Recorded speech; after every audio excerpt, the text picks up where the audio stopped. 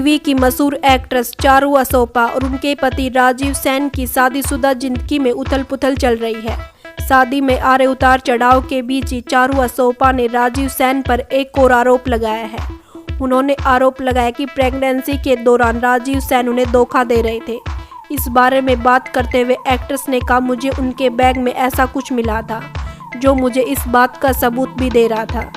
दरअसल हाल ही में चारू असोपा ने एक इंटरव्यू दिया जिसमें एक्ट्रेस ने बताया कि पिछले साल जब मैं 8 महीने की प्रेग्नेंट थी तो कुछ समय अपने मायके में रहने के बाद मैं प्रेगनेंसी पीरियड में मुंबई आ गई थी। राजीव सुबह 11 बजे जिम जाने की बात कहकर घर से निकल जाया करते थे और फिर रात को 11 बजे के आसपास आते थे। कई बार 8, 9, 10 बजे भी आ जाते थे। मैं उनसे पूछती थी कितना टाइम कहाँ लग गया, तो वो कहते थे ट्रैफिक की हालत देखकर मैं बांद्रा के कैफ़े में कॉफ़ी पीने चला जाता हूँ और घंटों वही वेट करता हूँ और फिर जब ट्रैफिक कम होता है तो घर के लिए निकलता हूँ और कई बार वेट करते करते कार में ही सो जाता हूँ। मैंने उनकी ये बात भी मान ली।